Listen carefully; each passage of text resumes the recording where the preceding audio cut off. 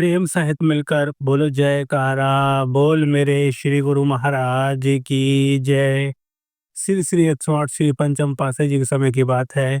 एक बार एक भगत जी श्री चरणों में विनती करी कि हे श्री गुरु महाराज जी, मेरी भक्तानी के मन में संतान की बहुत लालसा है। ये रोज 7 से 8 घंटे भजन करती है। भजन करते हुए उसे कभी नूरानी ज्योत के दर्शन नहीं हुए। बल्कि आश्चर्य की बात तो यह है कि जब ये भजन में लीन होती है तो उसे अपने चारों ओर नीच योनियां घूमती हुई दिखाई देती हैं।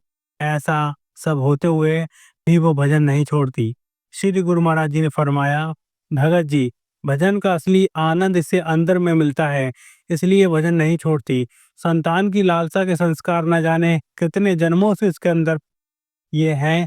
एक अंधेरी गुफा जो बरसों से बंद पड़ी है, इसमें क्या होगा भगत जी? स्वामी जी, उसमें सांप, बिच्छू और कई प्रकार के विषैली कीट पतंगे उसमें उत्पन्न हो जाएंगे।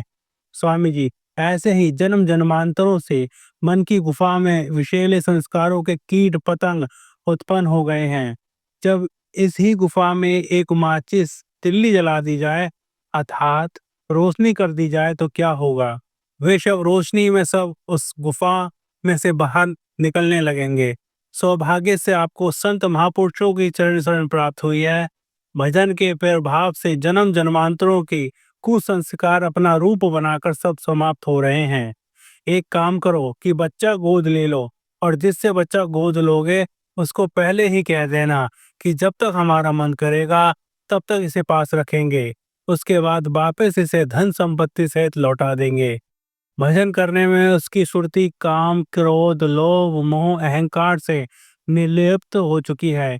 इसका आखिरी संस्कार कटते ही ये परमात्मा रूप हो जाएगी। भगत जी ने वचन के अनुसार कार्य किया।